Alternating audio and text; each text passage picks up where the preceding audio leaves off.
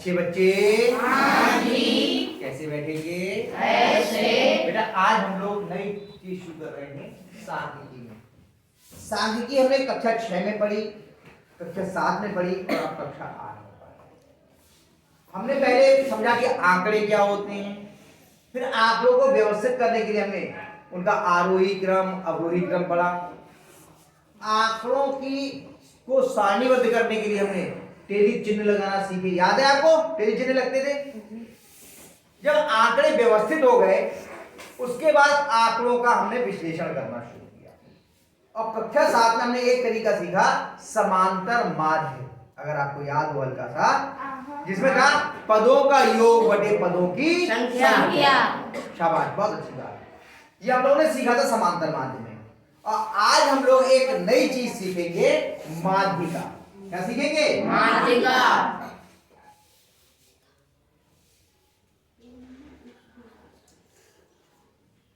समांतर माध्य में क्या करते थे कि सारे पदों को जोड़ लेते थे और जितने जगह से इकट्ठे किए थे उनमें हम बराबर बराबर बांट देते थे। यही तो करते थे। माध्यिका में क्या होता है? बहुत आसान चीज है माध्यिका। बिल्कुल बीच वाला पद, बिल्कुल बीच वाला पद वही माध्यिका होता है। अगर आंकड़े हैं, आंकड़ों का जो बिल्कुल बीच का पद होगा वो माध्यिका होगा। जैसे आप लिखते हैं,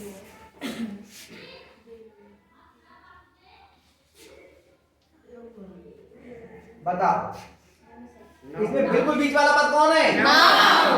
तो इसकी माध्यिका कितनी हो गई? कितना सा सवाल कठिन है ना? आसान सा जी।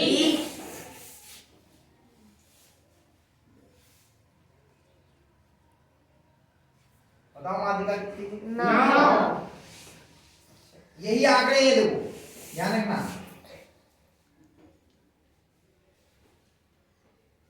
अब बताओ माध्यिका। अब यही आंकड़े यहाँ पर है, यही आंकड़े यहाँ है और उन दोनों की माध्यिका यहाँ पे बता रहे हो आप 9 माध्यिका और यहाँ बता रहे हो 6 माध्यिका। तो क्या ये वैज्ञानिक चीज हो सकती है जब मान बदल जाए, जबकि आंकड़े वही हैं लेकिन मान बदल गया? तब फिर ये वैज्ञानिक अध्ययन कहाँ हुआ? वैज्ञानिक अध्ययन में तो अगर एक ही आंकड़े हैं तो माध्यिका हर बार एक सी आनी चाहिए। ये माध्यिका क्या हो गई? अलग अलग आ गई। इसका मतलब हम कहीं कोई गलती कर रहे हैं। हमारे पास जो ये आंकड़े हैं ये व्यवस्थित नहीं है। पहले हम आंकड़ों को व्यवस्थित कर लें।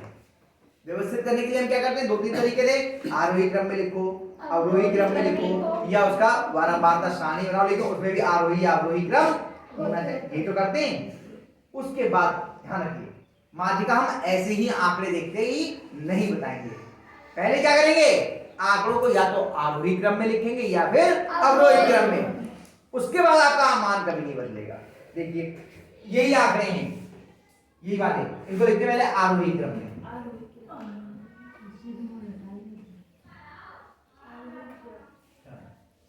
क्या होगा बताओ? सबसे पहले क्या लिखा जाएगा? 5। आरोही क्रम का मतलब क्या था? छोटे से बड़ा, फिर 6, फिर 7, फिर 8, फिर 9। बताओ माध्यिका क्या हुआ? 7। यहाँ आप 9 बता रहे थे आंकड़ों पे माध्यिका, यहाँ बता रहे थे 6, लेकिन वास्तव में माध्यिका कितनी है? 7। लेकिन क्या अवरोही क्रम में लिखने पे माध्यिका बदल तो नहीं जाएगी? अभी हमने कहा था कि चाहे किसी तरीके से लिखो माध्यिका वही आनी चाहिए। तो लिखते हैं एक बार अवरोही क्रम के साथ आइए। अवरोही क्रम लिखिए 9। पहले कौन आएगा? 9, 8, 7, 6, 5। बताओ माध्यिका कौन है? 7। अब ये वैज्ञानिक तरीका हो गया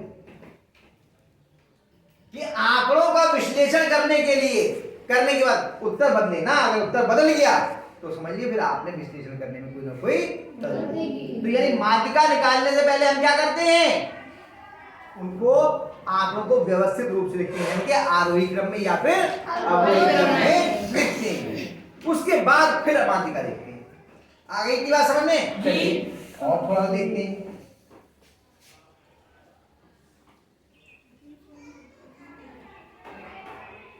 बताओ माध्यिका कितनी है? फंस गए? इनमें तो 5 थे तो आपने बिल्कुल बीच का बता दिया, अब इसमें बीच का कैसे बताओगे? अब माध्यिका में होगी कुछ ना कुछ। एक तो इसका तरीका समझो। जब भी माध्यिका निकालते हैं तो 2 काम करते हैं। पहले आंकड़ों को आरोही या अवरोही क्रम में लिख लिया और फिर देखिए पदों की संख्या कितनी है, यानी कि n कितना है। n मतलब पदों की संख्या।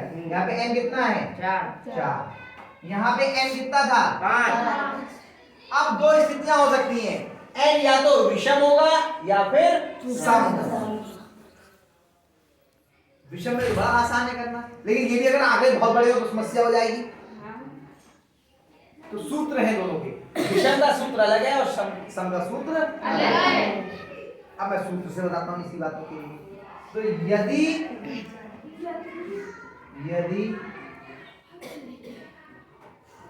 n विषम है, यदि n विषम है तो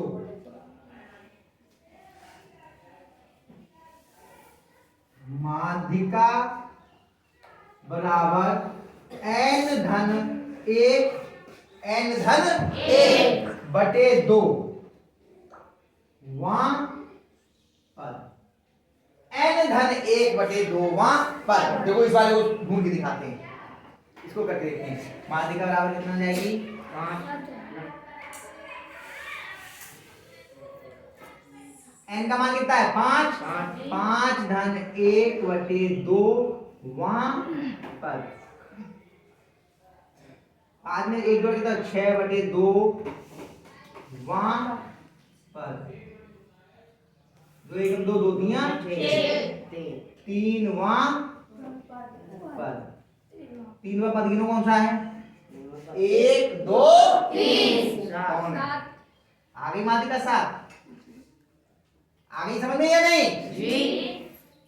3वां पद यानी तीसरा पद आया। अब अगर विषम है और सम है अगर पदों की संख्या, यदि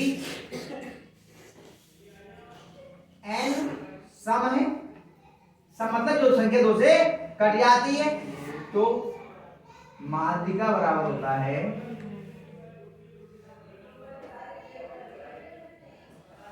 पूरा बटी की लाइन बना दो। ठीक, यहां पे 2 कर दो।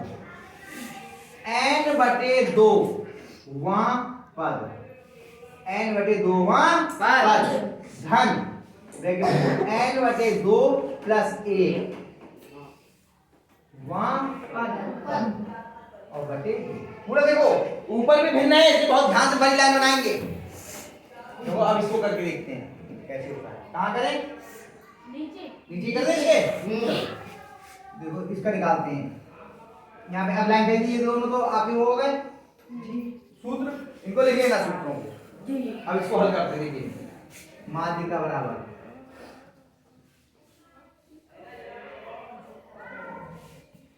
बड़ी लाइन है, तो सूत्र नहीं लिख रहा हूं दोबारा क्योंकि जगह कम है। सूत्र यही है। n कितना है इसका? 4 बटे 2 वां पद धन ब्रैकेट में 4 बटे 2 धन 1 वां पद बटे 2। 2 दूनी 4, 2 दूनी 4, 2 वां पद धन 3 वां पद। 2 धन 1 3 वां हो गया। 2 वां पद कितना है? 12। अब 3 वां पद कितना है? 14 बटे 2। 12 और 14 वां कितना हो गया? अब देखो वां पद हटा दिया, सीधी संख्या आ गई। कितना हो गया? 26 बटे 2। 13। 2 1 2 2 3 6 बराबर कितना आ गया? 13। माध्यिका कितनी आई? 13। आई बात समझ में जी? अगर संख्या विषम होगी तो सीधे निकल जाएगा ऐसे, और अगर सम होगी तो इस सूत्र का मान रख के निकलेगा। अब बताओ माध्यिका समझ में आया जी? सम में आसान दिख रहा था, विषम वो विषम में थोड़ा सा आसान से हो गया, लेकिन ज्यादा पदों में तो करने में आपको थोड़ा लंबा तरीका लगेगा। लो यहाँ पे करके दिखा दूंगा, अभ्यास का एक सवाल करके दिखा दूं इधर जी। अब आपको ध्यान रखना पड़ेगा, पहले ये सब याद करना पड़ेगा। जो ब्लैक बोर्ड पे मैंने तो ऐसी लिख दिया है आपको ताकि समझ में आ जाए। ठीक, सवाल क्या है पहला? संख्याओं 8, 12 विद्यालय के साथ अध्यापक की आयु वर्ष में 25, ये हैं आंकड़ों की माध्यिका सजी क्या मतलब होती है? कितने बच्चे हैं इसमें? बच्चे के वो कितने अध्यापक? 7 समय या विषम? हाँ समय विषम है। कौन सा वाला सूत्र लगेगा? ये वाला ये वाला। और दूसरे वाले सवाल में देखो संख्या कितनी है? तो कौन सा हुआ? सम। तो ये वाला लग जाएगा।